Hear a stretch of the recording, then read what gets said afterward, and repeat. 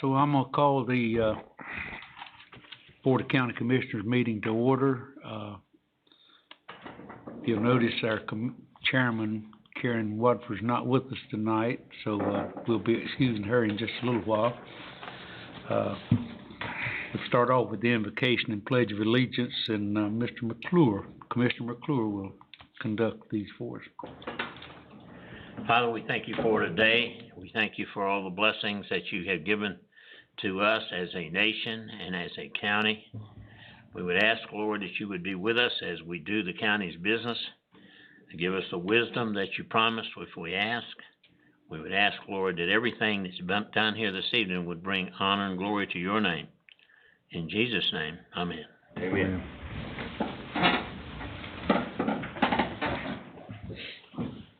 I pledge allegiance To the flag of the United States of America and to the republic for which it stands, one nation, under God, indivisible, with liberty and justice for all.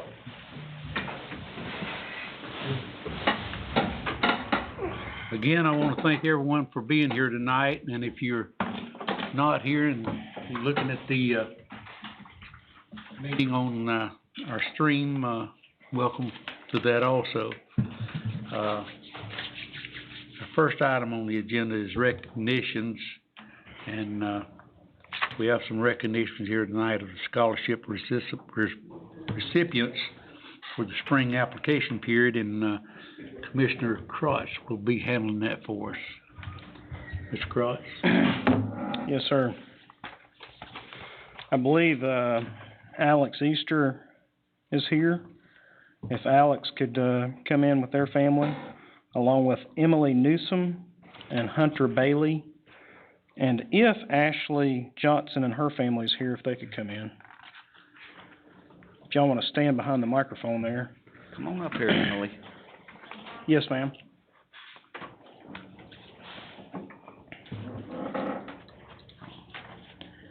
Okay, so which one's Hunter? Is that you? Hey, Hunter. Alex, you, Ashley, and Emily. Hey, great. All four of them is here. All right. It is my privilege and honor to announce that 4 $5,000 Davidson County teaching scholarships were awarded out of the spring application period. The first was to Mr. Hunter R. Bailey, a graduate of Central Davidson High School, Hoorah Spartans, an upcoming freshman at Guilford College. He is pursuing a Bachelor of Science degree in Secondary Education and History. His first check, which I have here tonight, is for $1,250, with 3 checks in the same amount being issued in June of 2021, 22, and 23. The second was Miss Emily Nicole Newsom, a graduate of Central Davidson High School, Hoorah, an upcoming freshman at High Point University. She is pursuing a Bachelor of Science degree in Elementary Education. Her first check is for $1,250, with 3 checks in the same amount being issued June of 2021, 22, and 23. The third was to Mr. Alexander M. Easter, a graduate of West Davidson High School, an upcoming freshman at Wingate University. He is pursuing a Bachelor of Science degree in Secondary Education. His first check is for $1,250, with 3 checks coming in June 2021, 22, and 23. The fourth was to Miss Ashley E. Johnson, a graduate of West Davidson High School, home of the Dragons, a rising sophomore at Catawba College. She is pursuing a Bachelor of Science degree in Education and Mathematics. Her first check is for $1,250, with a second check of $1,250 being issued on June of 2021, and her final check of $2,500 being issued of June of 2022.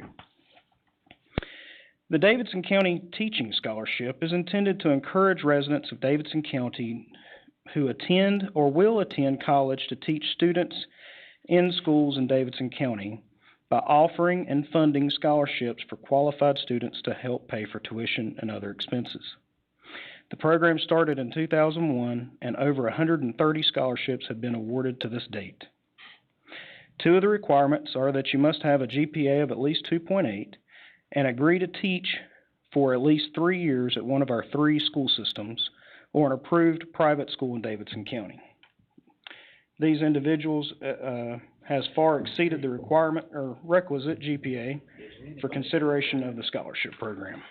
So with that, I'm going to bring the checks down, and if y'all's families wants to come up, we'll get pictures.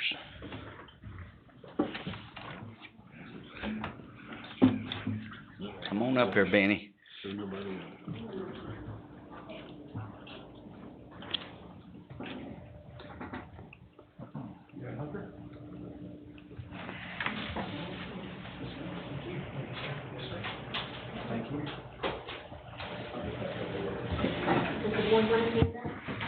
Let's get together. Steve, don't sit down. Oh, dang. I thought he had left the I had to move it. Get through my sliding glass door here. Can you get everybody? Commissioner Elliott goes this way, just a little bit, there we go. There we go. All ready? 1, 2, 3. 1, 2, 3. Parents get one. 1, 2, 3. Congratulations. Good job.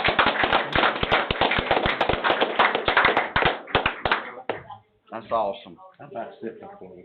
Well, that's why I said don't sit down. I had to move it to get in here. Got more time, I got money. Me too.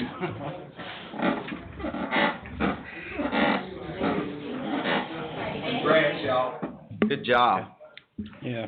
Vice Chairman Truill, with just 1 second before these folks leave, you know, I always want to give credit to the parents of such fine people, because, you know, they were born, but they were raised right.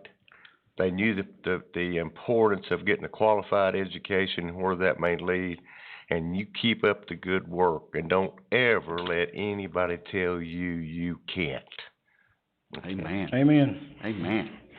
Yeah. Thank y'all. Thank you.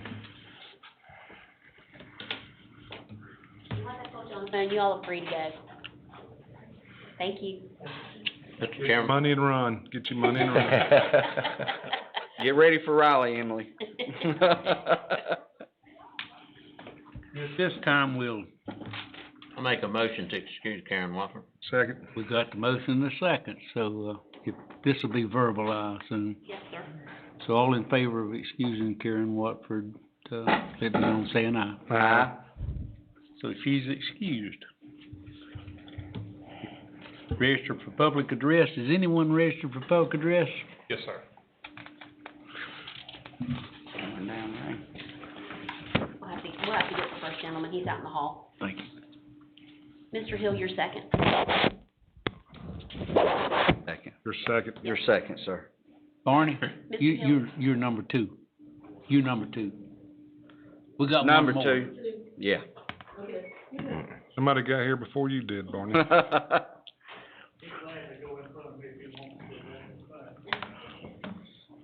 We're not gonna give you but 3 minutes anyway, so it take 3 now or 3. more than I expected. I'm not There gonna you go. complain. Mr. Vice Chairman, I think we've gotten a little bit out of order. We need to do the adoption of the agenda first. Okay. Oh, yeah, we sure do. Yeah, I didn't see that either. All right,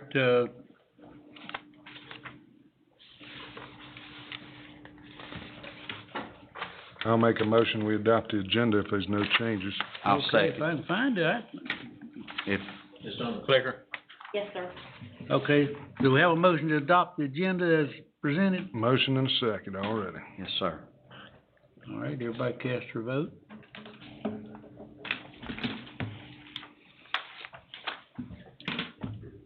All the votes are in. And that motion carries 6-0. Okay, now we're ready for you, Mr. Tysinger. This is public address. Good evening. I just wanted to come by, talk a little bit tonight about, I guess, the hot potato, you know, about the monuments that I know everybody probably is well aware of, the movement to try to have the statue on Main Street took down. I know July the 13th, the city's supposed to have their votes stacked to where they're gonna try to come to you at some point and ask you to take it down. Now, I spent a little time today going around looking at the monuments up there. And that's far from the only monument up there. We've got folks that, tribute to the Korean vets, to the Vietnam vets, both of the World War vets, and all that died, including that Civil War monument. Now, where does it stop if we let them take one down? At what point do they come back and they say, okay, I'm offended by something from the Korean War, and it's time for that? And then although it's out of your guys' jurisdiction at that point, but when did they go to the city and say, you know, let's defund the police, let's take that statue or memorial at the police department down, let's take this one down? It's time to be the county that says no. It's time to be the one that says, no, we're not gonna have this, because I don't have a racist bone in my body, but I think that those folks that died have every right, just like the Vietnam vet did. They came back to a hostile environment from that war. I think Mr. McClure was one of them that fought. And it's not everybody that supported any of these. And so it's time that we say no. And also, in looking at that, I was looking for the monument that was voted here for about 3 years ago during the Todd Cook Bridge deal. There was a monument that was voted for, and I found out has been made for every law enforcement officer that died in the line of duty in Davidson County.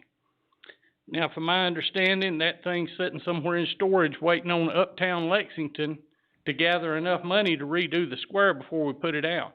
I think it's time it goes out.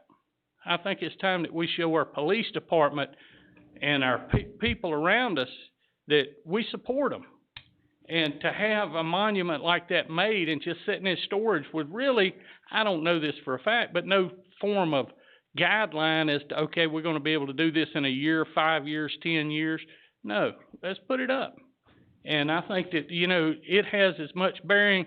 Every law enforcement officer that died in Davidson County is on that stone, and it needs to be put up as well. So I don't come to you not only trying to keep from one getting tore down, I'll come to you requesting to get one put up. You know, the county spent the money, you've made it, now let's put it up there. Let's support these folks. But please, Sorry. Didn't cut it off quick. I'll stop, but One. but I promise you, I'm gonna keep the city's feet to the fire on this thing too. July 13th, I'll be at the city. So, thank you for your time. Thank you, Mr. Tysinger, and I believe when you talk about the Cook Memorial, I think that's out at the Sheriff's No, Department. sir, that's a separate deal. I'm talking about a memorial that's made for every law enforcement officer that died in Davidson County. Okay, I'm not aware of that. Isn't that the one, Mr. Vice Chair, that's gonna be going at the new courthouse, Fred? Isn't that Yeah, I the don't one? know. I was gonna ask the manager on that. Plan of, you know, up there at Uptown Lexington's gonna put things in those corners. I think that's one of the ones that was gonna occupy. But I didn't know it was already made. Is it already made? I don't know, this It- is what I've heard of this. I thought we had talked, That monument got moved when the courthouse renovation project started. It is now in a prominent place at the sheriff's department. so they did move it there. Yes, sir. Sheriff, Yes, okay. sir. If it is, I Sheriff can't Simmons? see it. I was at the sheriff's department today. Sheriff Simmons, that monument was moved to the sheriff's department, correct? Just voted for Todd Cook. Yes. We had It's one there. in the courthouse, and we had one in the sheriff's office. It has the one that- Okay, so it has been It is. moved. One in the parking lot that has anyone's name besides Todd Cook. on His it. name is the only one on it right now. Correct? Yes, sir. Yeah, Donnie, The monument for him alone, correct? That's not the one that's gonna have everyone else's name. Donnie, there's actually, some stars on that memorial. Those stars can be removed and a name can be added and put back in there, so it's for any future fallen sheriff's deputies. But thank you, Mr. Tysinger, for coming by. I didn't know it had been moved to the sheriff's office. And I thought it was. All right, Barney W. Hill. I did too, that's where I thought it was going. What's the one at the courthouse? It got moved to the sheriff's office, now there's two out there, tell them about the new one out front. That's going down there. I don't think it's been moved yet. Agenda item 8, Bravo. I oppose the second recommendation. Just because you were able to free up $200,000 doesn't mean you have to spend it on renovations. I oppose the third recommendation. There would be no 5307 funds to appropriate if you took my advice and got out of the transportation business. I oppose the fourth recommendation. If the object is only to align the lead managers of the two branches, it would be just as easy to reclassify the 3 as a 1 as it would be to reclassify the 1 as a 3. It is refreshing to have a set of recommendations that contain no mention of the PBB program. Agenda item 8, Kangaroo.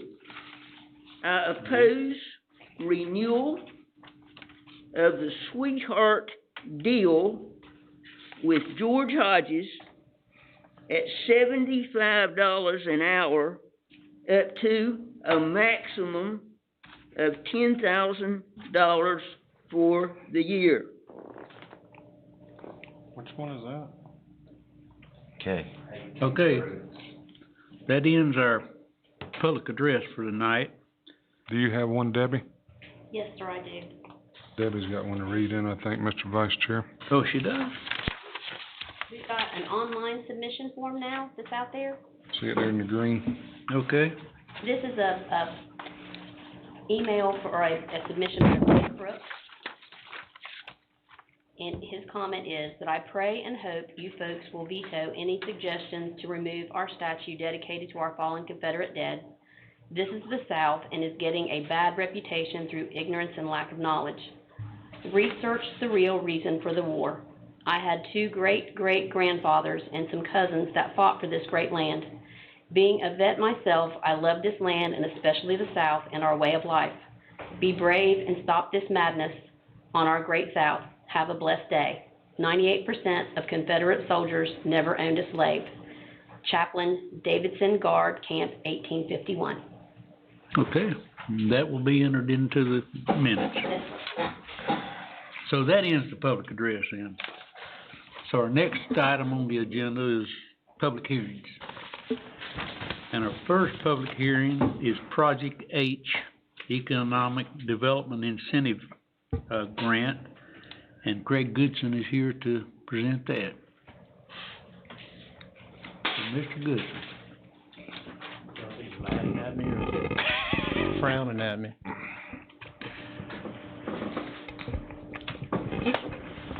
You tear it up, you gotta buy it.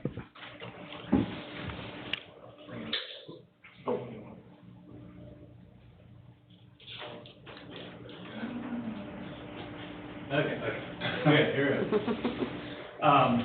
Thank you for your time. The Davis County EDC is here to request an incentive for Project H. Project H is a national firm with a facility already in Davidson County. They have had some opportunities due to COVID-19 to consider expansions at several of their plants, and right now, they are considering an expansion at their plant in Lexington that will be somewhere between a minimum of $6 million up to $9 million. And they will have a minimum of 40 employees. And we are requesting that an incentive be given to them in a 5-year incentive.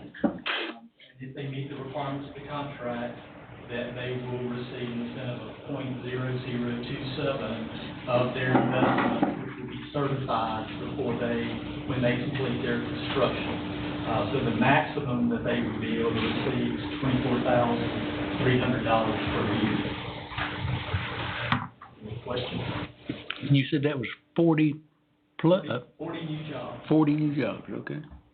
The actual capital investment will be a lot higher than that, but they will be working in conjunction with the federal government, and the federal government will own a $17 million piece of equipment that will be in the plant, and then they will be giving it to the company somewhere between 2 and 5 years from when it first goes in. So at that point, it will become taxable, but not immediately taxable.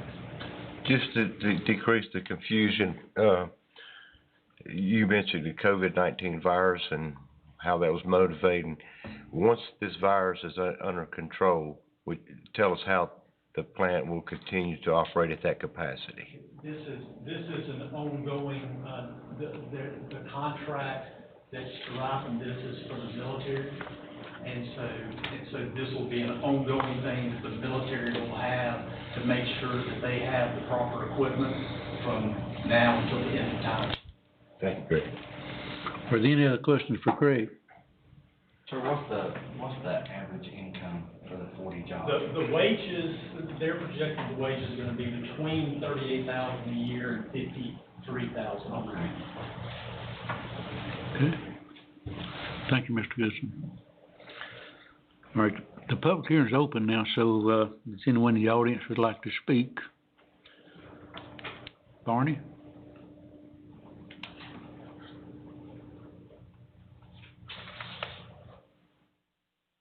Is that mic on, Debbie? Didn't sound like it was on a while ago. It should be on unless we've done something to it. Questions about the draft contract. Second sentence, go over to page 2, paragraph 2, second sentence. It's something I've always wondered about, and might as well get it out of the way tonight.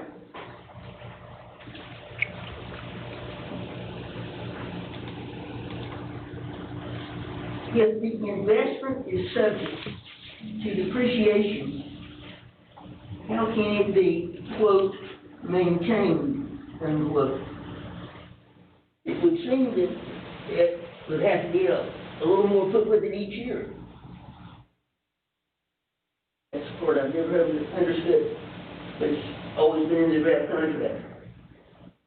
The fourth sentence, okay, still on page 2, fourth paragraph, big paragraph,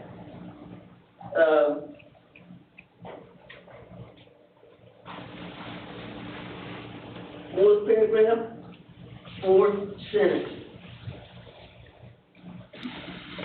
The first payment is scheduled for the same day as the revaluation takes effect. Will the revaluation wipe out whatever benefit the applicant might have hoped to derive from the contract? Any questions about the contract? Okay, here we have another GS 158-7.1 request. How can anything that happens so infrequently seem so monotonous when it does?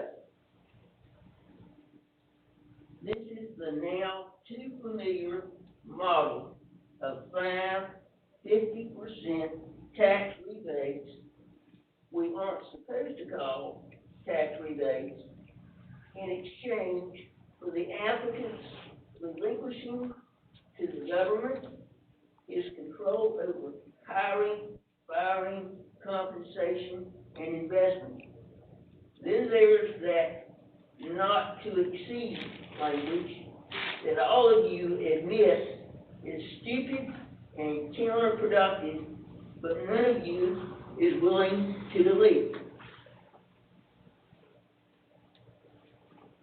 If this is what the applicant wants, I say, let him have it. He gets to pay for it all by himself.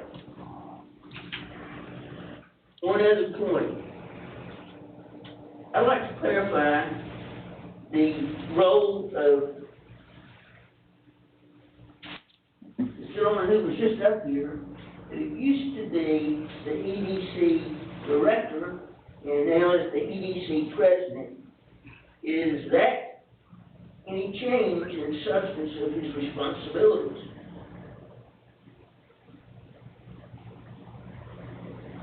We're gonna have, or we were gonna have a rezoning tonight. The applicant there would have been free to represent himself, hire a lawyer to represent him, or hire some consultant like Brad Coe to represent him. We're gonna have, I understand, the Isle of Pines public hearing tonight. Those people are well represented by lawyers. But when we have a GS 158-7.1, the applicant is never here. I assume he's supposed to be represented by the EDC director or president, but I don't think he gets very good representation. When Mr. Goodson announced this package that we're having the public hearing on right now, he seemed to have more excitement in his voice when he talked about the not to exclude, not to exceed language. In other words, he was more interested in what it was not going to exceed than what was going to be not exceeded.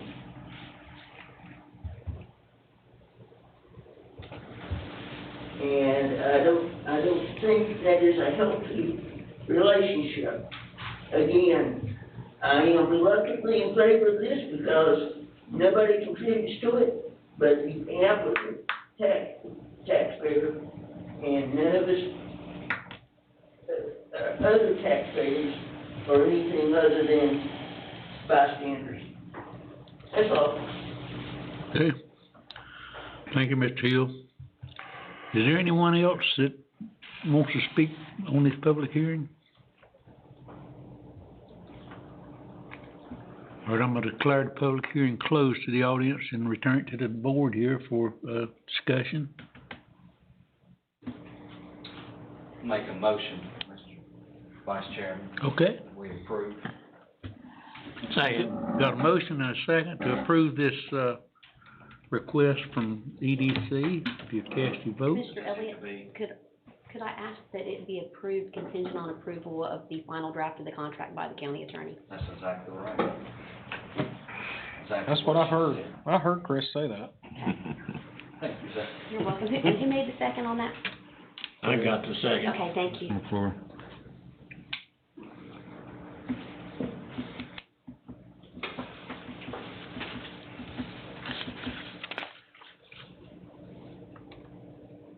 Commissioner Elliott, I've got your motion. Can I have your vote?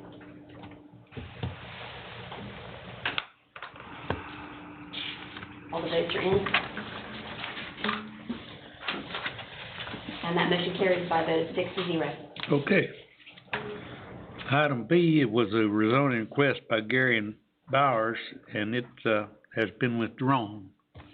So there's no action that we need to take on that public hearing. Our next public hearing was the rezoning request by Clayton Holmes. That application has also been withdrawn. And, there'll be no, action, required for that. Next item is a road closure, portion of an unnamed road in Isle of Pines between lots 61 and the office.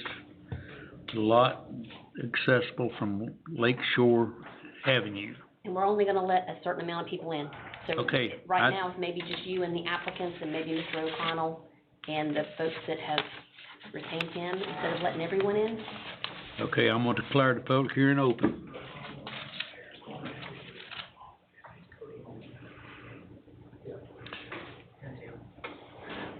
Madam Clerk, the manager just shared that there are some additional people in the lobby downstairs who are interested in this matter. Okay. And he was going to see if they could come in the lobby here. Guy was gonna text Lee and let him know to come on up.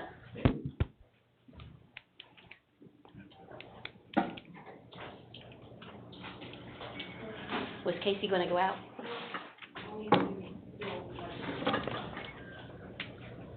I think he was going out just for the purpose of inviting those people who are in the lobby downstairs to come up. Okay. Oh, do we need to wait on Guy now? Guy's here. Did you text Lee? Okay, the public hearing's open, so I'm gonna ask our attorney to. Mr. Chairman, I'll start if I might. Thank you. Can I say something right quick, Mr. Attorney and Vice Chair? There's some seats back there. Do some of these people want to take these empty seats instead of just standing there and, so if you see a vacant seat, you can sit in it, so. They should be set 6 feet apart. Okay, I'm sorry, Mr. Vice Chair. Mr. Chairman, Mr. Berg is here as counsel of record for the applicants on that petition which was filed in the matter of a permanent closing of an unnamed road as shown on Plat Book 9, page 52 of Isle of Pines between Lot 61 and the office lot. This matter, as the board is aware, was filed last fall. It has been pending for some time because we had hoped back in March when it came before the board that the issues created by groups coming together during the COVID matter would be resolved by now. And so it was continued several times at the request of counsel for the parties. It comes before the board tonight for hearing. Mr. Berg is here to present on behalf of the petitioners. Mr. O'Connell, gentleman seated here in the front, is here, I believe. Is there a named group of respondents that you represent, sir? Isle of Pines Boat Ramp Incorporated. Okay, Isle of Pines Boat Ramp Incorporated. I have taken the liberty, counsel, of providing a copy to each of the members of the board of the general statute that controls this consideration. It's 153A-241, closing public roads or easements. I'll further take the liberty of paraphrasing this for the board just so that you can have this in mind as evidence may be presented. But the most significant portions for your consideration tonight start with the very first sentence. A county may permanently close any public road or any easement within the county. And then approximately 2/3 of the way down in the first paragraph. At the hearing, the board shall hear all interested persons who appear with respect to whether the closing would be detrimental to the public interest or to any individual property rights. If after the hearing the Board of Commissioners is satisfied that closing the public road or easement is not contrary to the public interest, and in the case of a road, that no individual owning property in the vicinity of the road or in the subdivision in which it is located would thereby be deprived of reasonable means of ingress and egress to his property, the board may adopt an order closing the road or easement. I appreciate the council are here and they have a presentation that they are prepared to present. I would ask the board to consider as a preliminary matter and perhaps to direct the argument of council to a preliminary question of whether title to this unnamed roadway is in question. In an email that I sent to council back on February 21, I said, I have two questions that we need to address prior to the board considering this petition. One, what standing does Isle of Pines Boat Ramp, Inc. have to contest the petition? And two, Does title to the unnamed road need to be resolved prior to any consideration of closing the roadway? It's the second question that I think creates the largest challenge and that the board may want to consider as to whether it can proceed on this matter tonight. The question is, and if we can go to the Zoom picture of the map, Madam Clerk.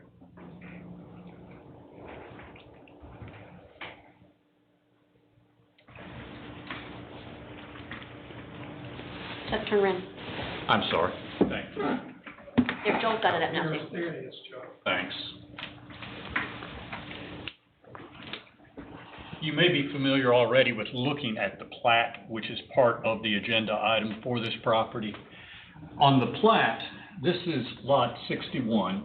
And gentlemen, I apologize if I'm standing in your way, but this is, and please correct me if I misstate something too, but this is lot 61. On the plat, this area here is located as office. And then this is the area in question, this triangular stretch that goes from what's been identified as Lakeshore Avenue to the lake. Now, on the plat, this is simply an open area. It's not identified with any name. It's not identified as to what the nature of that property may be. Also included within your agenda packet tonight is a deed. It's a North Carolina non-warranty deed, and it was made on August 25th, 2016, and recorded the next day on September 26, 2016. And it is from Isle of Pines Boat Ramp Incorporated as grantor to Isle of Pines Boat Ramp Incorporated as grantee. And the legal description for that deed is for this rectangular area of property here. Does your client maintain that they are the owner of that property? Yes. The reason that that is significant is, as we saw from the general statute that you have in front of you, a county may permanently close any public road or any easement within the county. By the declaration of council here and by that deed that was recorded 4 years ago, the nature of that property is in question.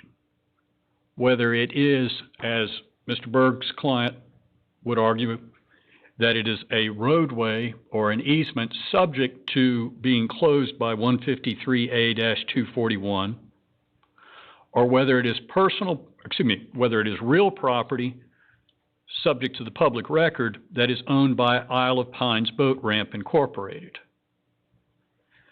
With all respect to the board, this is not a decision that this board can or should make.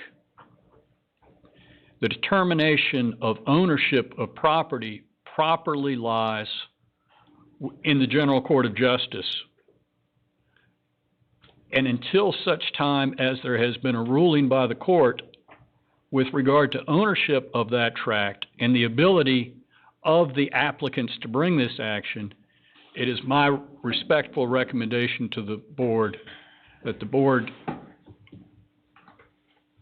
step back from this application and say that, and because I don't think the applicant today can establish without question that it is a public road or an easement that is subject to action by this board. I apologize, gentlemen, for summarizing, but this ultimately is going to be a question for the board. And I thought if I went ahead and presented it at the beginning before there has been an opportunity to get down into the factual elements as to whether it should be done or not, it might be possible for the board to determine if it's premature for this board even to consider the issue.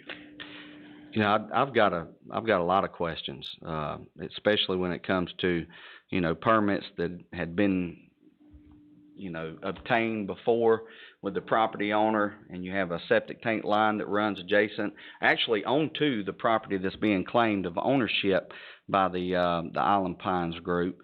And then in doing some research, looking up about permits that have actually been pulled and seeking the legality of the boat ramp itself. Is it even legal? Where's it showing that inspections have taken place and these permits have actually been pulled? 'Cause I haven't found any. So when you start to look at the safety and you start to look at the well-being of all that, and I understand that there's insurance, 'cause I saw those documents too, but an insurance document is only as good as the information that the insurance company gets. So once the insurance company finds out that there might be some information or some permits that haven't been pulled or things like that, it kind of falls back on us about the safety and the well-being of the citizens. So that's my only concern. Wouldn't these be questions, though, that when we hear this? Yes, I'm just stating, some of the things that I would like to hear from Mr. Berg and hear what he has to say. I understand, Commissioner Elliott, and I appreciate there are other objections that have been raised by Mr. O'Connell, and I think that that's part of the package there. But I'm not even getting as far as the objections that council has, because I'm sure he can make those arguments very coherently. I think the preliminary question here is whether this board can speak to this property in as much as the nature of the property is in question, whether it is under the statute property which is subject to closure. Mr. Fry. Yes, sir. All the other citizens in this county that own property, especially, even HOAs and citizens and businesses, if you own a property and you have a legit deed for said property, then the tax assessor back there sends you this nice little bill every year. If they fail to pay the taxes, then the county can foreclose on it and take the property back in possession. Also, what you're talking about is called a quitclaim deed, and Mr. Horn's back there right now. Mr. Horn, I could type up a quitclaim deed on Chuck Fry's property in Lexington and bring it to your office, and you're going to record it. You're not going to question the legitimacy of that quitclaim deed. So then who owns his property? Well, you have a general warranty deed which supersedes my quitclaim deed, but it becomes a problem. But anybody can go to your office and record a quitclaim deed, whether you have any rights to that property or not. That's correct. Now, the question there is, once again, I'm not arguing with regard to the validity, and I'm not representing that it is a valid deed. Right.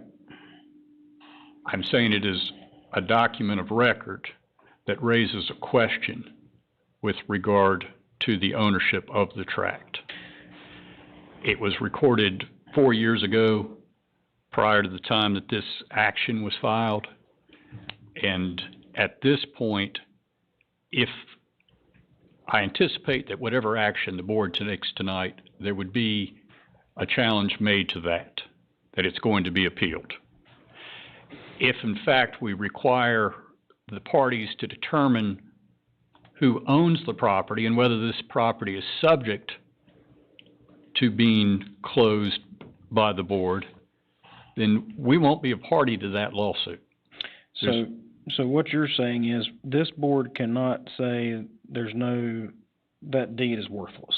I don't believe that is within the purview of this board. I think that it would take, respectfully, sir, and I don't mean to diminish the authority of the board, but I believe that is what would require an action to quiet title, and it would make a determination by one of our courts in the General Court of Justice to determine if this property would be subject to a closing of a public roadway. Right, and I don't see why it wouldn't be.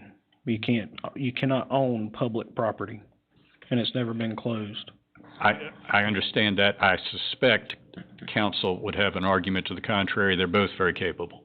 And roadway sounds a little bit, misleading. When we looked at the pictures before, talking about 20 feet by, what was it, the actual? 10 or 15. Yeah, right there, right next to the gentleman's, almost close to his pontoon boat.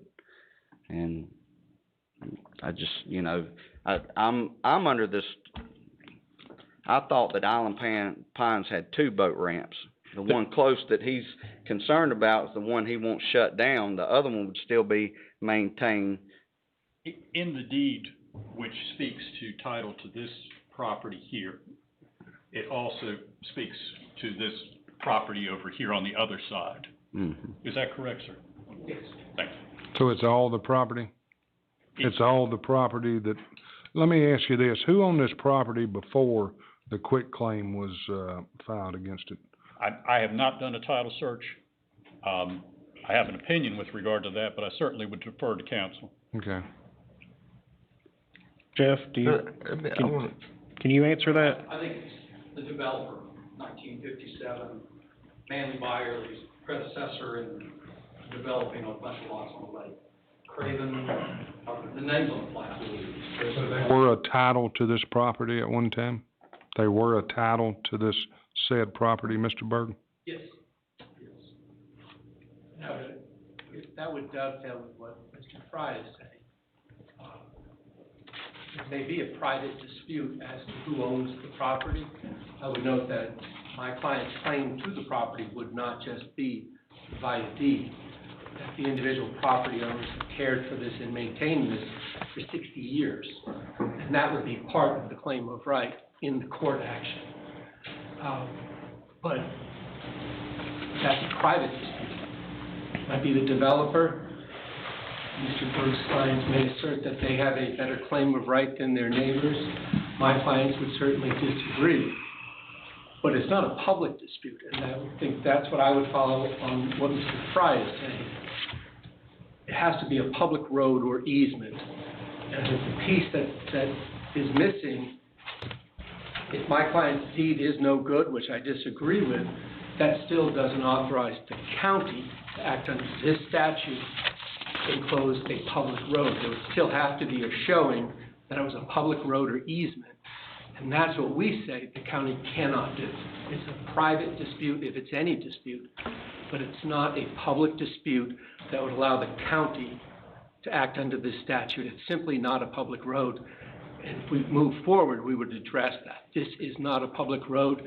Until this was filed, I'm not aware of anybody suggesting this was a public road or easement. The people in that subdivision have cared for this for 60 years. Mr. Berg, I see you've got something to say to that? Yes, it's clear from the plat that the dedication of the roads and the ramps. Can we stop you for 1 second, sir? And also, is it possible we could move to the plat? Yes. I have a question before we proceed. If I heard you correctly, at this point, is a private matter that a judge needs to make a determination on. If we intervene and we make a decision, does not the county become part of this action? It would be my expectation that if the board were to go ahead and to consider the matter on the merits tonight, that there's likely to be an appeal by the aggrieved party, and then we will find ourselves a party to that litigation. Okay. Counsel, I have a question for you. So let's just say that we're not talking about shutting the road down, but we talk about a safety issue. Let's just say that we find out that the ramps were not permitted. They were not built within the guidelines that we would have it do. Could we not shut those ramps down for a safety issue and make it be built back? Because you can't get a permit without knowing who the owner is. Is that correct? I don't think that the property that is being discussed tonight is currently used as a ramp. It's not. It's not? No, there's pilings at the end. Alcoa. It's just a walk.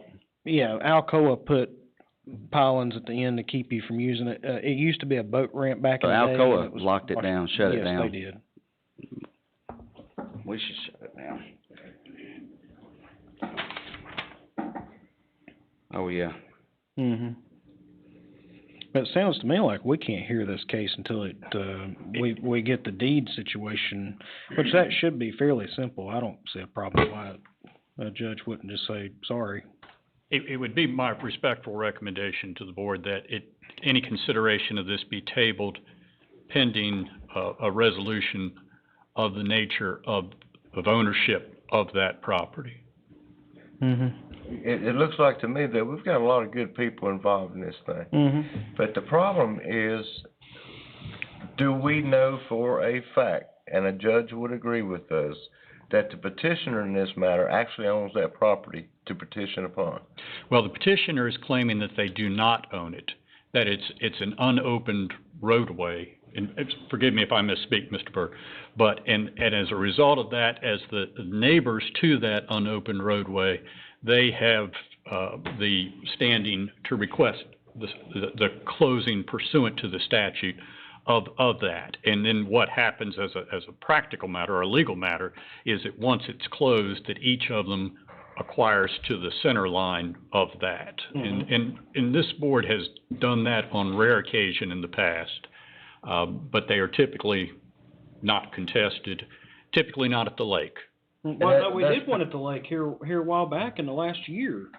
We did one at the lake, but both parties were saying, let's close it, and it was not contested, so that's what we did, and one party gifted their portion of the land to the other side.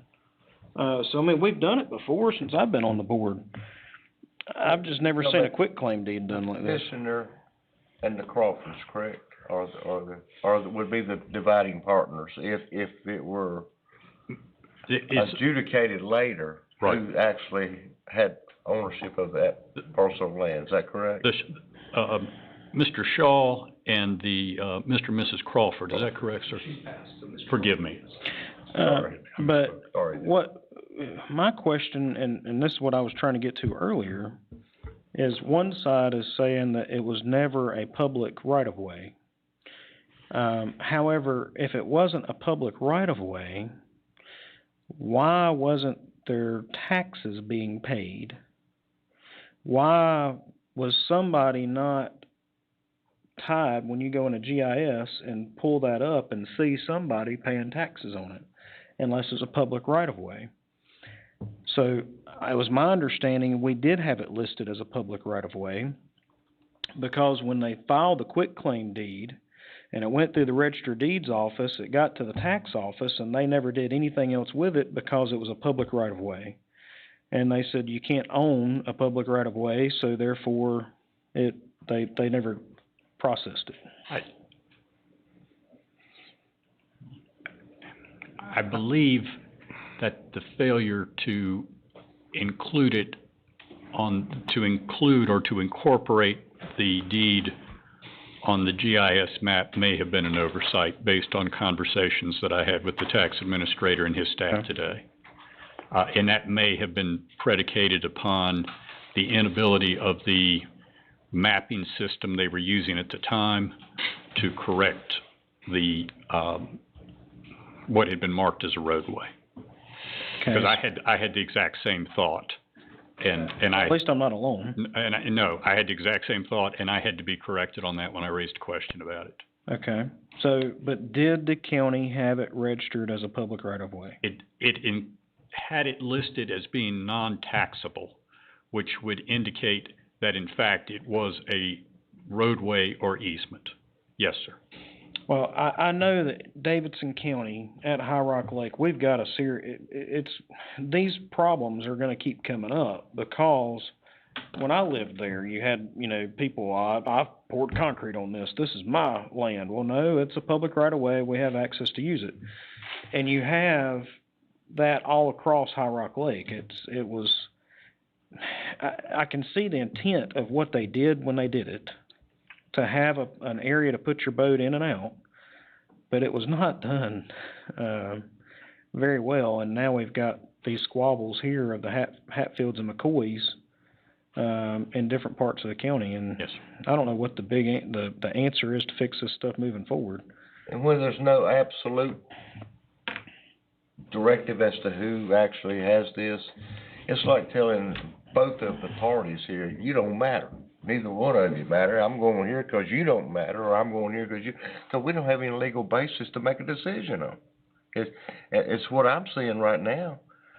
We can get up here and make all kinds of rulings, but they're going to court. That's right. And they don't let a judge make a decision on this because they're not going to be happy with it, and rightfully so, because that's what I do. I take it to court, and I let the jury and the courts make that decision. And then because we made a decision based on whatever, because we don't have any facts here, then we're drug right in the middle of it. That's my perception, and that's the basis of my recommendation. Mr. Shield, you're absolutely right. Questions that we've brought up are questions that Mr. Berg and Mr. O'Connell will answer if we table this till they get these answers. Mr. Fry, I'm sorry, if I could just ask one last question, then I'm done. So, if a property or a section is labeled a public right-of-way, what body or governing force is the deciding factor to change that so it could be sold? Would that be this board? Would that be decided right here? If it is identified, and I want to be careful here because Mr. O'Connell, I think, is sort of a secondary That's argument right. to this. But I'm just asking if it's on the plat. But it has to be accepted Okay. by the jurisdiction. And how the jurisdiction can accept property to make it rise to the level of being a roadway or public easement can occur one of several different ways. But if that occurs, then it would be subject to the statute that provides for the closure of a roadway or easement. And it would come through. And it could come before us. That's all I have. And part of the problem here is, or probably all of the problem, is that we're dealing with a very old plat. Sure. And the way that property is now platted for subdivision is very, very different. Mr. Corman and I were talking about this earlier today because all of the review that his office is required to do on a plat did not exist back in 1958. This property is even older than Mr. Corman. And so,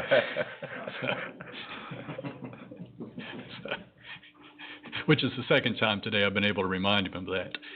So, and so some of this has been fixed, but Mr. Crott's point is well taken that this is not unique to the lake where there are boat ramps, and that as the value of property at the lake continues to rise, as people build nicer properties there, then this is going to increasingly be an issue. Mm-hmm. Okay. Somebody's paying a lot of money for attorneys, and I ain't heard very much out of either one of them. I respectfully hear your point, Mr. Fry. Yes, sir. They've been kind enough to let me steal some of their thunder.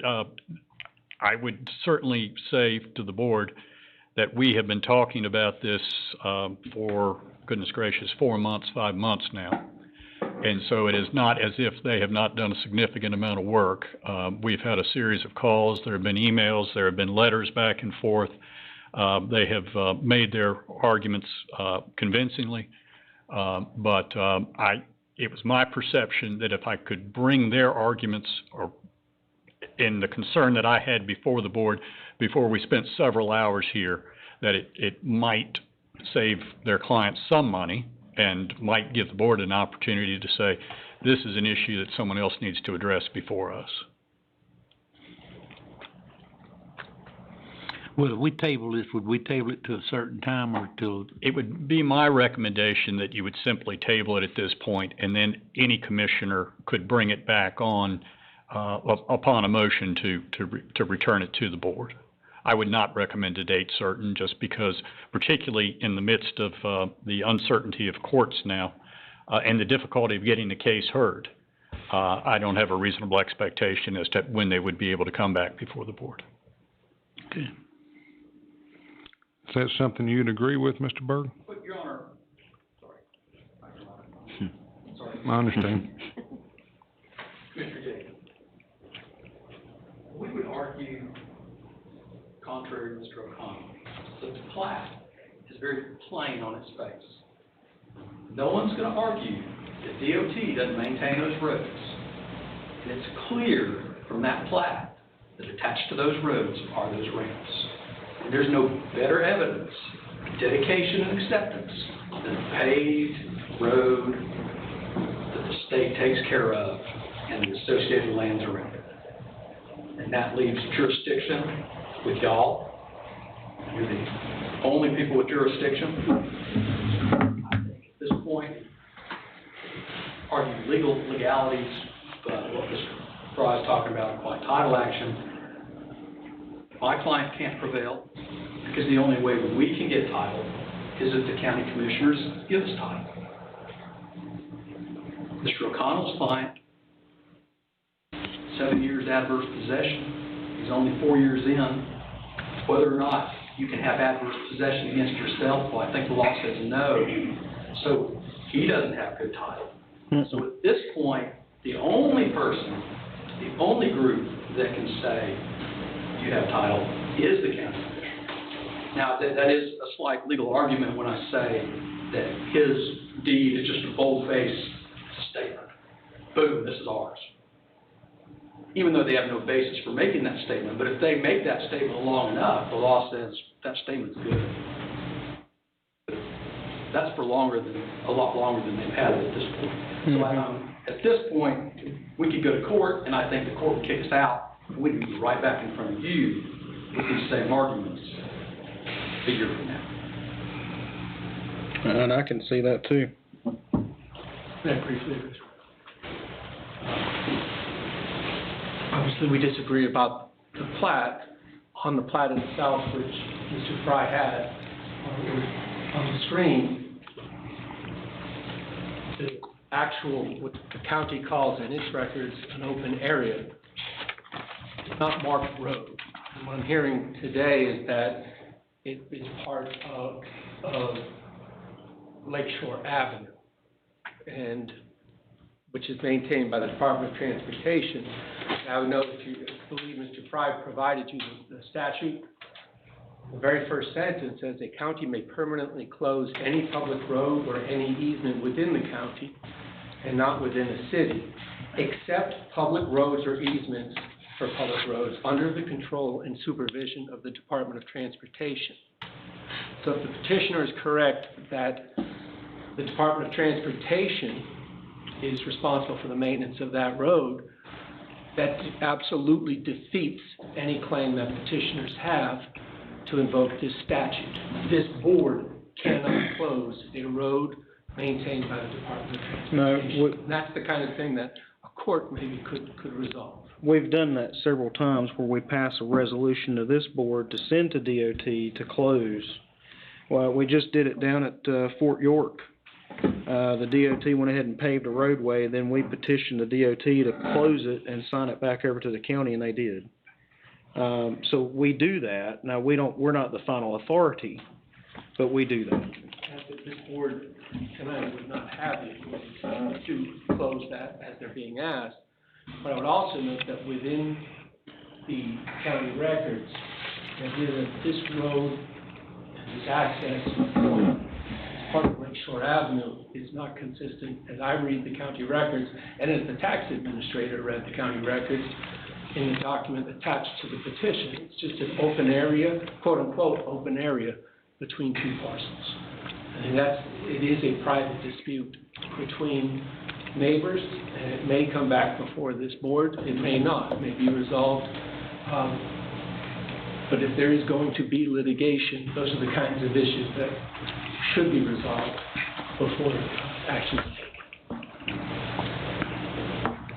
taken. Guy, is this controlled by the DOT?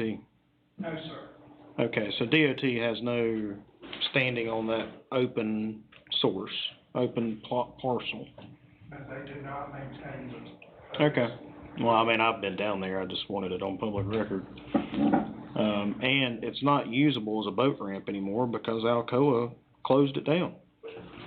I got a question for, I'm sorry, your name, O'Connell?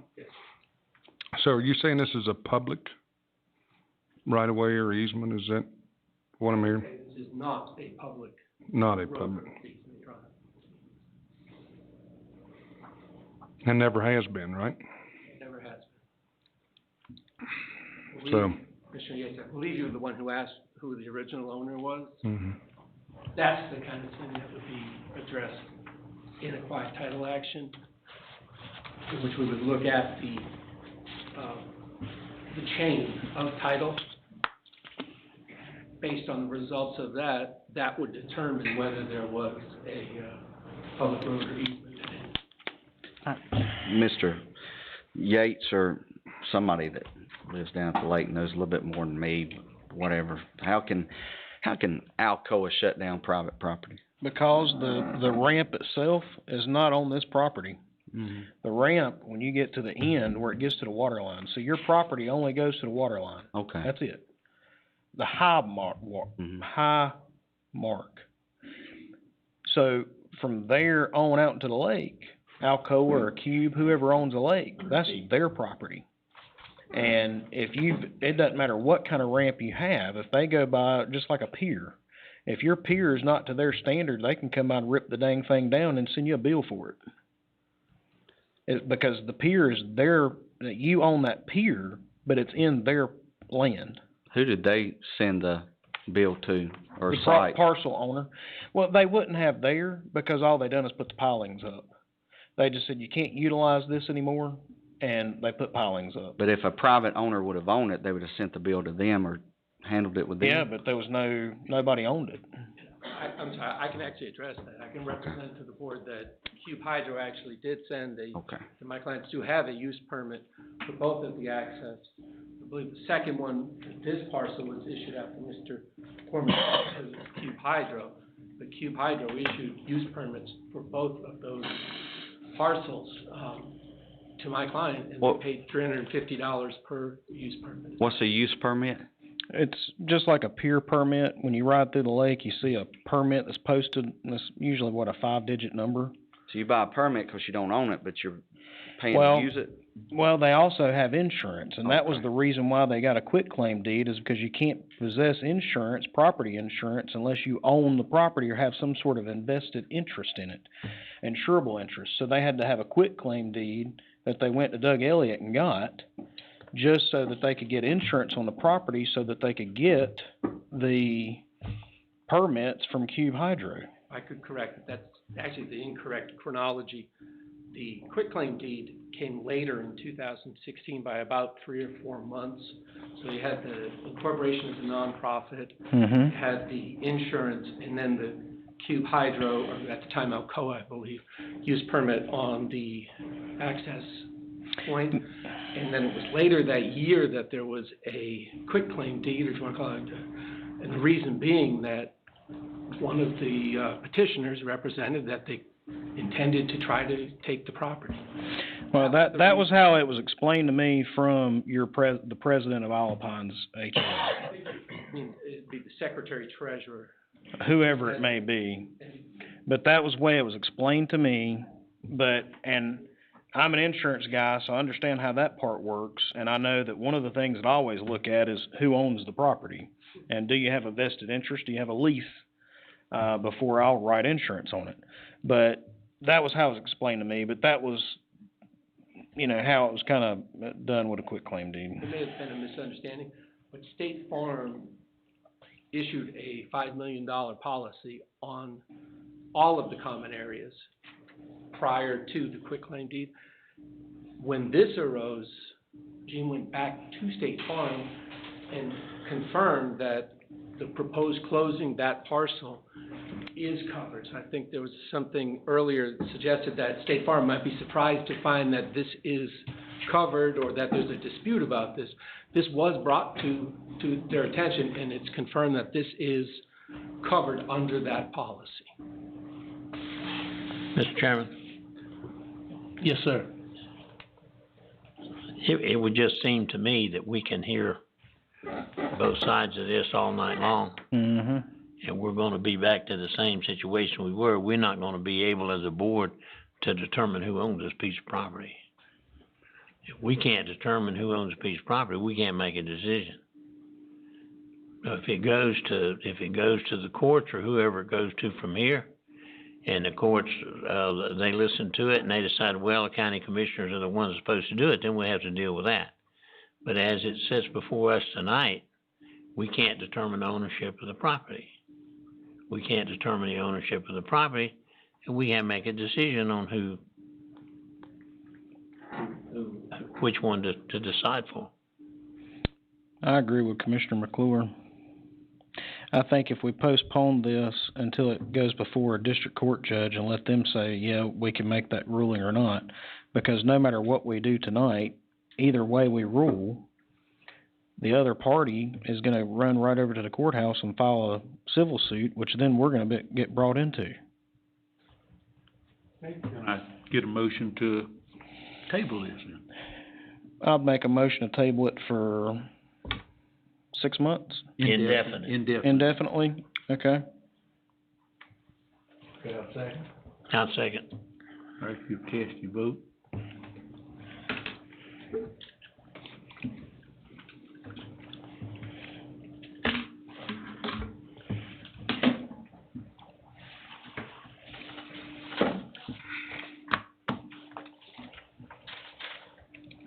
All the votes are in.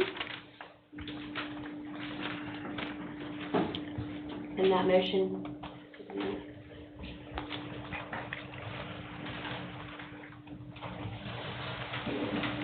there we go. That motion carries by a vote of 4-2. 4-2. 4-2. Okay, so it's tabled then, till we can determine.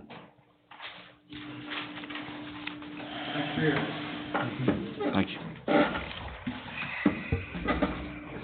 The reason I did that is because I got time to hear you run. But there's no way. I like to make decisions. I had some really good questions there. Some of you One of them is, It was about years and years but yet it's a common area. So it was, you said, yeah. Tell me what a common area is. Okay, that's, all of our, Right. rezoning, request for tonight. Next item, on the, is our consent agenda.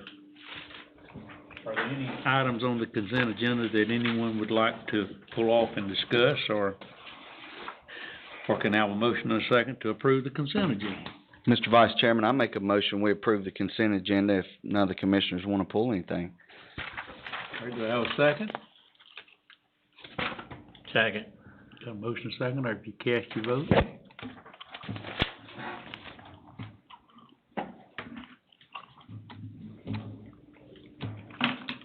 All of the votes are in.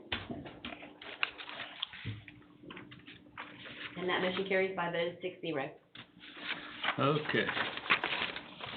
That ends the consent. Now, item for decision and deliberation.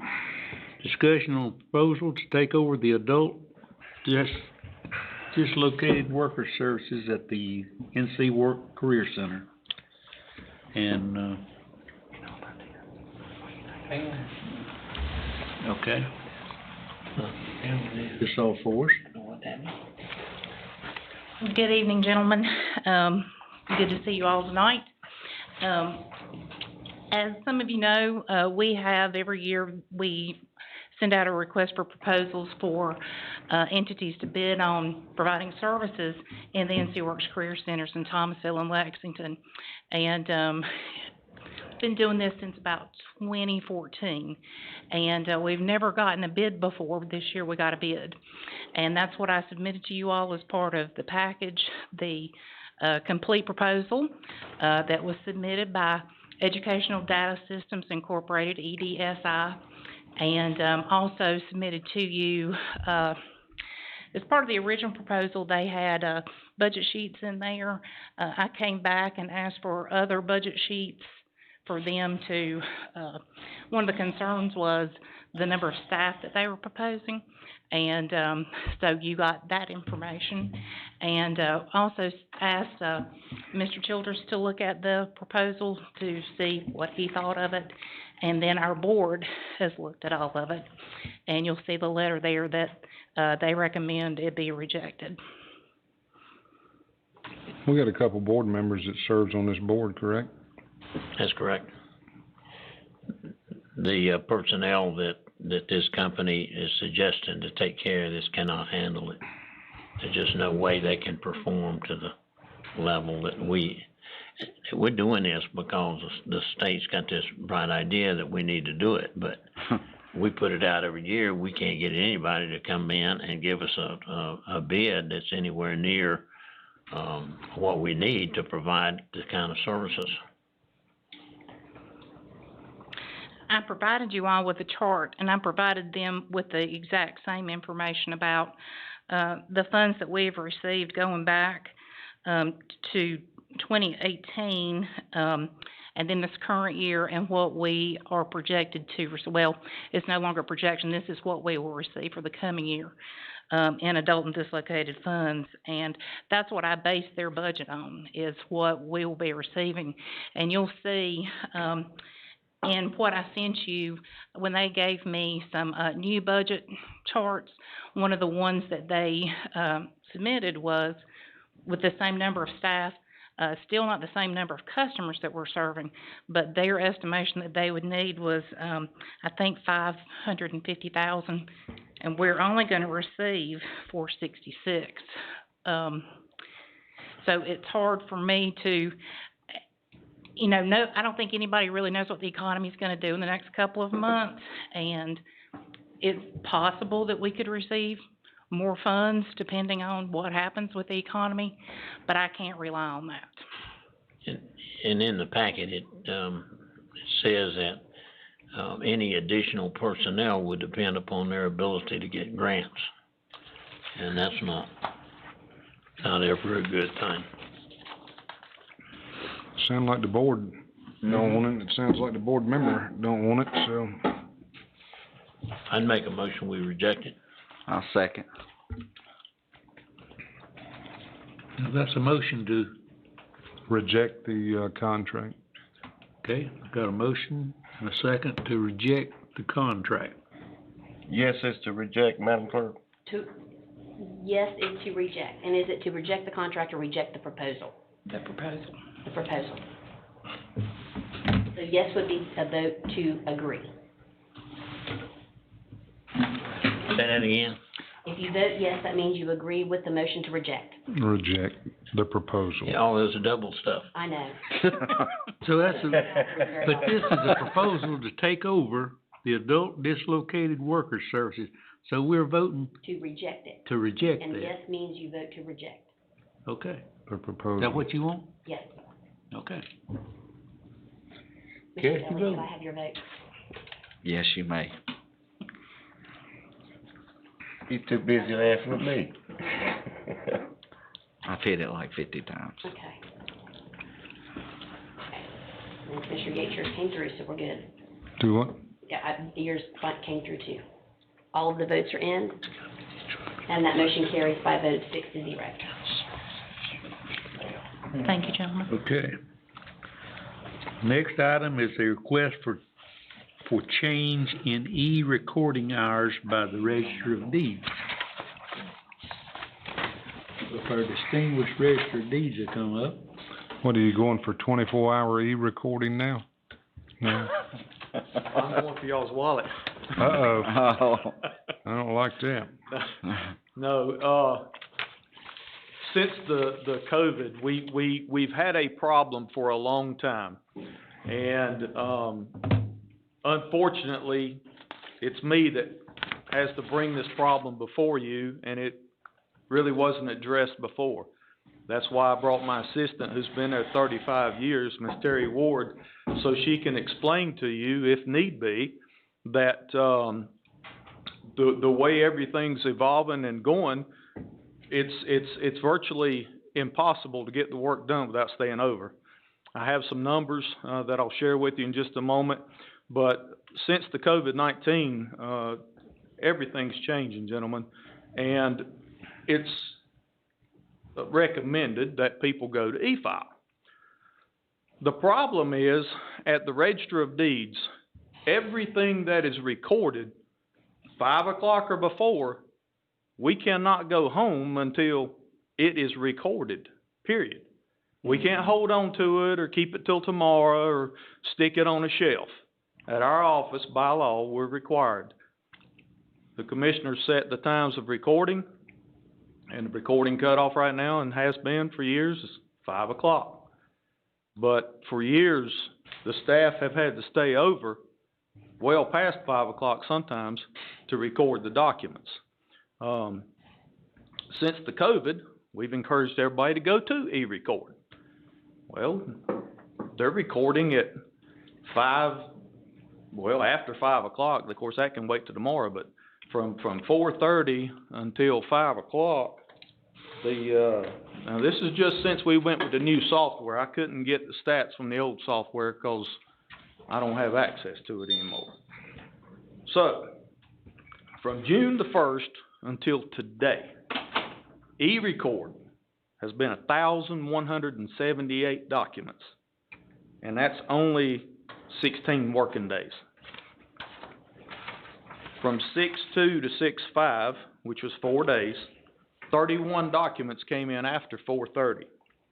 From 6/8 to 6/12, 43 documents came in after 4:30. Last week, 6/15 to 6/19, 62 documents came in after 4:30. So the staff are having to stay past 5 o'clock to get everything entered. There's no overtime in the budget.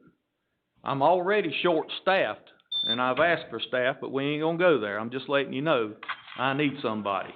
How long does it take to record something? It depends on the document.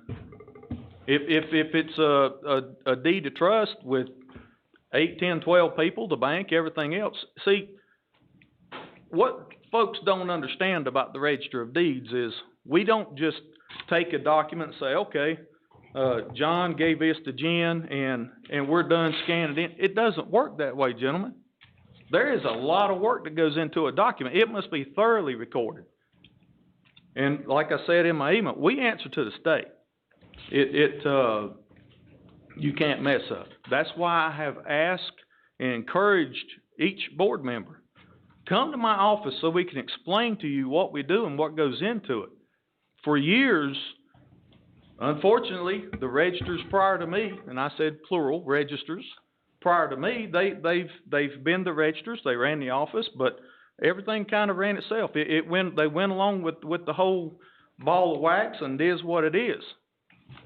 If the staff of that office were to go back and tell you how many hours that they worked over that they were not compensated for, we would be in trouble.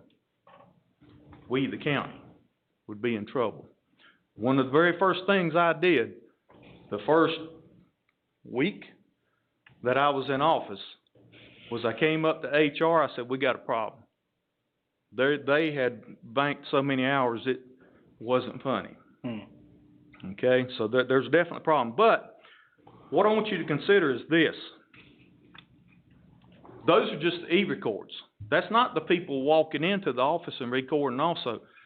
To date, this month, as of this afternoon, they have scanned 9,769 pages of documents as far as deeds. That's just land transactions. That's not counting 39 births, 108 deaths, 71 marriages, 40 notaries, 57 assumed names. All the people that's coming in the office. I know it's difficult to understand, but I cannot tell you, we are busy. We're not sitting around, we're not idle, there's not downtime. If you come to work at the Register of Deeds, you're busy. If you recall, a lady who worked for me previously last year, Miss Clark, she came to me and she said, Mr. Horn, if I'd have known all what I know now, I never would have took this job. It's just, I wouldn't have done it.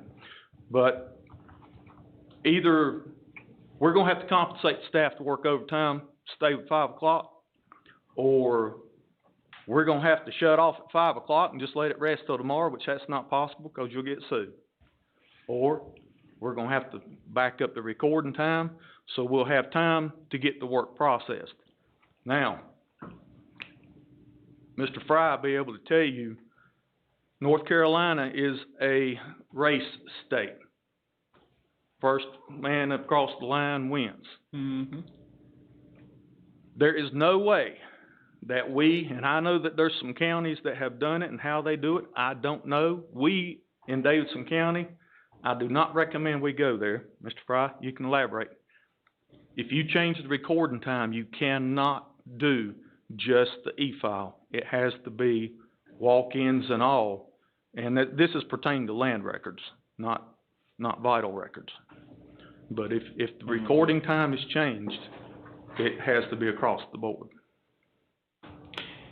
Did Ms. Clark just quit or something, says it was so much, or how long she worked there? This Ms. Clark you talked about. She's no longer with us. How long was she with you? 10 months. What's a typical late afternoon, It depends, Commissioner. I'll let Terry. Yeah, let Terry, she's been there 35 years? Yes, sir. Wow. Tell us a little bit, Well, when you get an e-file, it's the time that it is submitted. So if it's submitted before 5 and you check this document and there might be 3 or 4 documents in one transaction that this law firm is submitting to you. So you have to check every single one, and there's a lot of things you have to check to make sure that it's recordable. So if you've got a deed and a deed of trust and a power of attorney, just say you've got 2 or 3 in a document, and you've got several names in there that you've got the index, it can take several minutes uninterrupted to record the document. So, when you say several minutes, 15 minutes, 20 minutes, 30 minutes? well, it could take at least 10 minutes. 10 minutes. At least.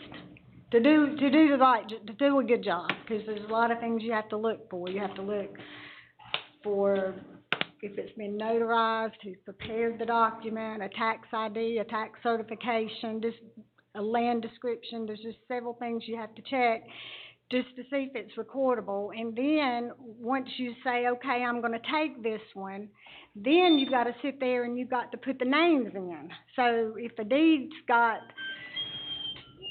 and it's like if it's an estate and it's got grandma and grandpa and the heirs and there's 6 people and blah, blah, blah, then you're sitting there and you're typing to get those in. So it could take at least 10 minutes, maybe 20 minutes, maybe 30 minutes per transaction. So we've got 5 girls that can do the recordings. 3 of them have young children, so at 5 o'clock, they've got to go home, period. They've got to go home.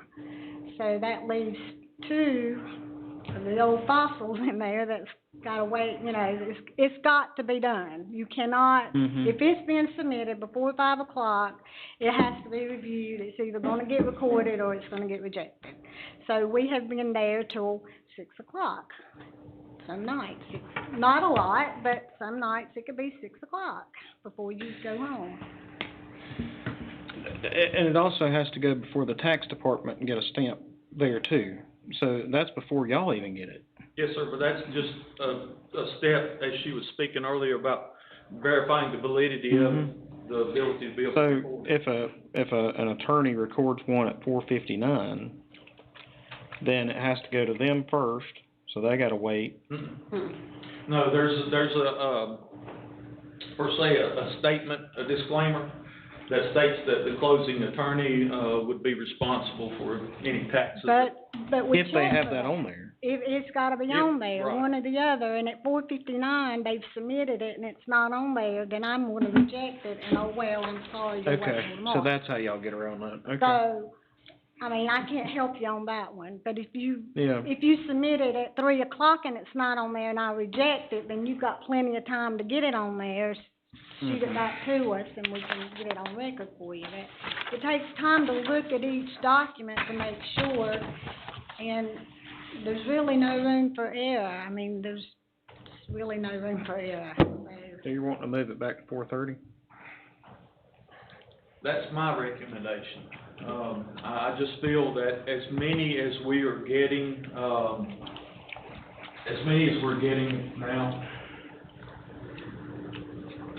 445 would just be pushing it, they're still pushing it. Yeah, well, I mean, I did call other counties, and they stopped reporting at 4:30. Guilford County still goes till 5 o'clock, however, Guilford County has 25 clerks. That's 20 more than I got. So does this mean you're gonna stop accepting recordings at 4:30? I mean, No, sir, I'll accept anything you got, it just won't get recorded. Okay, so next If day. you wanna bring it in so it'll be there and we can get it tomorrow, if it's a walk-in, or if it's in an e-file, it's just gonna have to sit there. So you're just saying 4:30 is the cutoff, if you want it filed that day, 4:30 is the cutoff? and then that creates an issue with closing sometimes because of interest. But I mean, if the attorney knows that, then they can adjust for it before they do Well, it. yes, it does, but in a sense, I didn't jump off this cliff before I spoke with several local attorneys. Yeah. And one of the issues, speaking of the closings, everybody wants to know, oh, we gotta get our money, Well, the thing about this is most of the lenders are saying, oh yeah, you'll have it by 9 o'clock tomorrow, or whatever, it might be 2 o'clock or the next day, a day later, beyond what they stated that you get the money. It's not,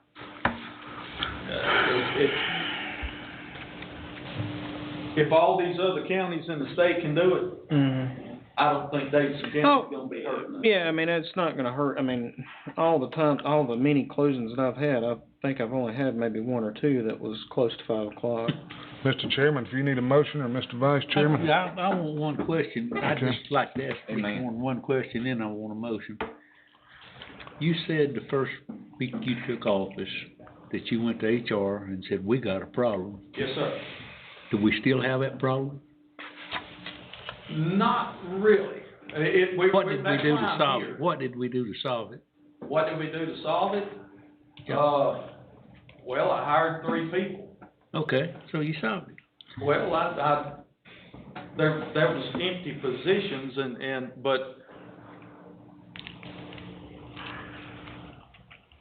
I am not going to have my staff working overtime and they're not being compensated.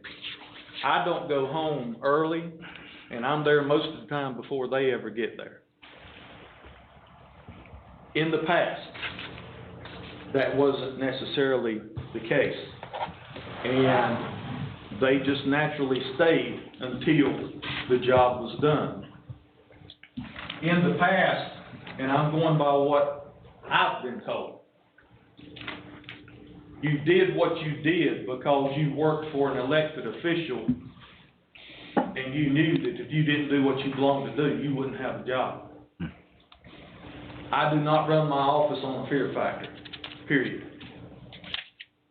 The staff works very hard, and I have requested, and of course I know everything that showed it went south and whatnot, and we've looked at it, but the county managers all know.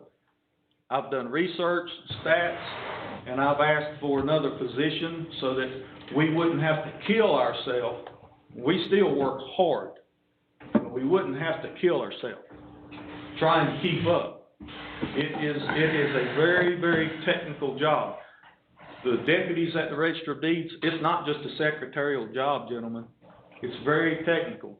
When we make a mistake, we get what's called an administrative notice. Now, with that being said, keep in mind that if while Ronnie Callicut was the register back in 79, 100 years.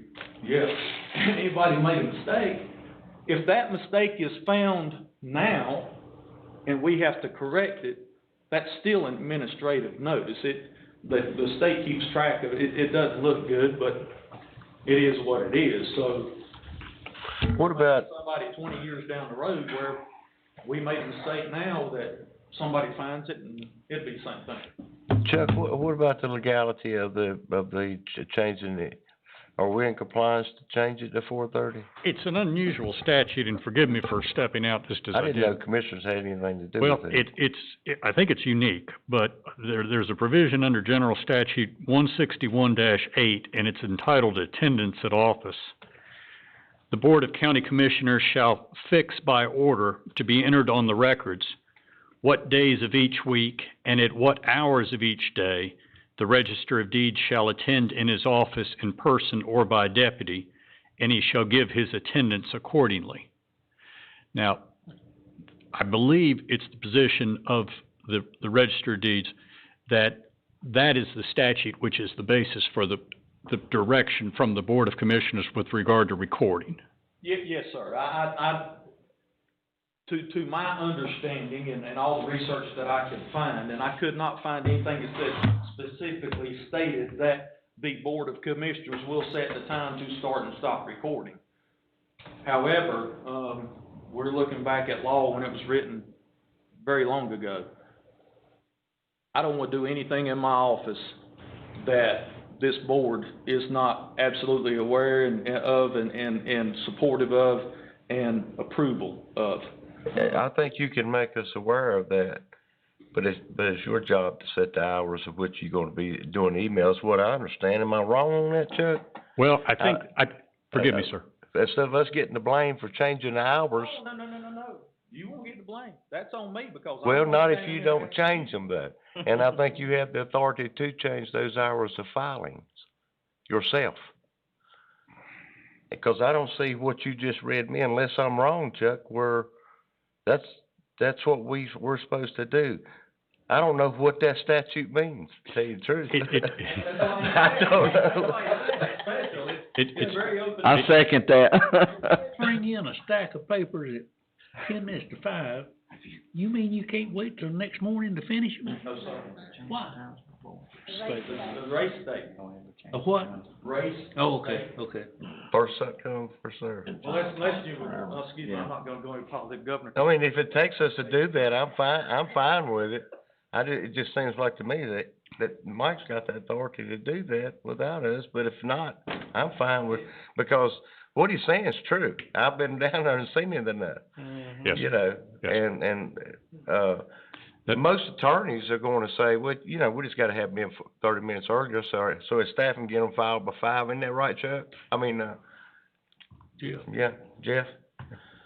So I don't think, and no attorneys here filing an objection to it, so I'm good with it either way. I don't know, you might have your exemption coming up. I would love for him to be heard on it. I mean, seriously. I do have one quick question before we hear him, if you don't mind. Have you thought of staggering? Have y'all tried staggering? Have somebody come in later in the morning and work later in the afternoon to, There again, the only problem with that is I only have basically 2 people that can stagger, and both of them are the veteran ladies. The other, ones have, Casey's got a 2-year-old. Kelly has 2 8-year-olds, and, but I should know, some people may like to come in at 8:30 in the morning and work till 5:30. They may like a little later in the morning. I just didn't know if you'd thought of that option or. I've thought about it, but they don't really care for it a whole lot. I will say this, and this is on her own accord. Terry comes in most mornings, she's already at her desk sitting and going by 7:30.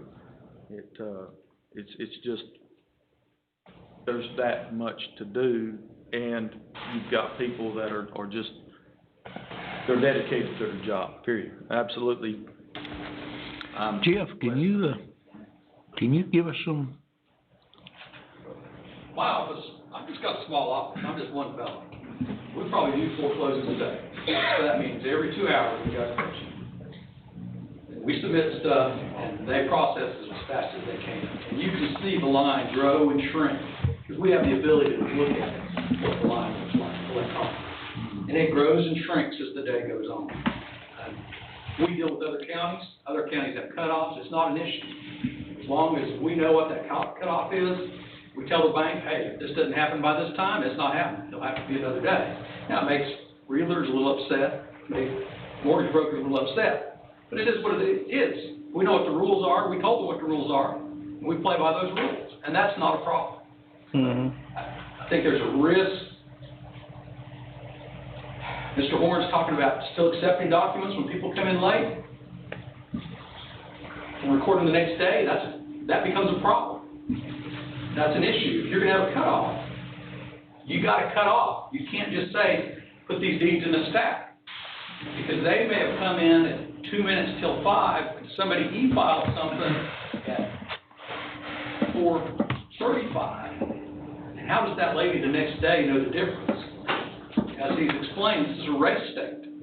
So, Mr. Horn wants to sell his house twice, and you're unlucky enough to be the second one, but you beat that first fellow at the courthouse, that house is yours. The recourse is against the seller, it's not against the property. So the race is important, getting to the courthouse first. So we couldn't even hold documents, period. Well, you're saying hold them in the queue, Yeah, I'm in the queue, not in the not counter. in the counter. Not in the county. No, That's no, correct. no, I don't have any control over the queue. That will create the problem, but we couldn't hold, they would have to come back at 8 o'clock the next day if they got there at 4:31. But the ones in the queue that didn't get there, if they got there at 4:31, then they would be recorded the next day. They would be held, is that what that's what I'm saying? That's right. For clarification, are we making a decision on this, or is this something that he's making a decision on? We're approving his decision, Chuck, or his request. You say you had a motion? do we make that call? Well, even if we Again- have to approve it, if we don't have to approve it, then that's not our call. The statute was written in 1868. I don't think it anticipated. Well, hang on a second. Fred, will you interpret this? Let me look at it, I think what it did was to set out the hours in which he was required to be in his office. And that's all it did. And it doesn't speak at all with regard to recording or the duties that he attends to while he's there. It just, to paraphrase it, the Board of Commissioners will fix by order what days of the week and at what hours of each day the Register of Deeds shall attend at his office. And back here was probably one guy. But am I not correct that the personnel serves at the pleasure of the Register of Deeds, much like the sheriff? That's correct. Mm-hmm. And so we don't tell the sheriff how to run his department. And I don't think the commissioner ought to get in telling you how to run yours. Amen. And whatever you think is the best.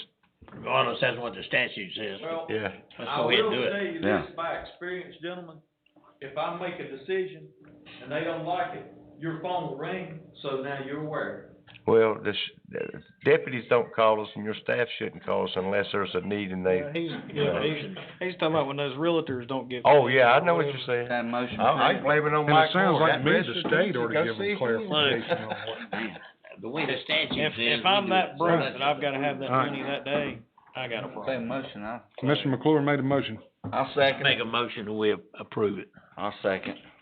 We approve what? The moving. The hours. Approve the fact that I want to change my hours.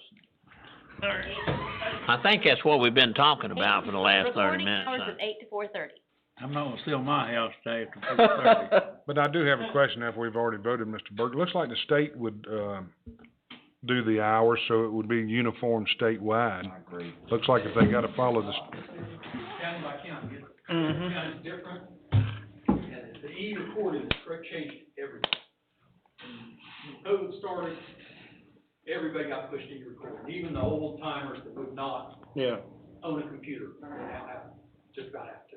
and I heard Mr. Horn say a while ago that the state kinda dictates how they do things or whatever, so if they dictate that, then. Well, they have standards. They have standards. And So we voting on this useless thing? Yes, sir. Okay. I think we've already voted. The Register of Deeds got everything he needs already. Michelle has not voted yet. No, I I was just, just- Now he's yeah. voted. I was just doing my All the discussion. votes are in, But I think. and that motion carries 6-0. Get out of here. But you the boss, Mike. Mike. See y'all. Mike, this year. Keeping your staff out this late. What's wrong with you? Where's this located You're at? the boss. It's gonna be done Like the sheriff is. virtually. But listen,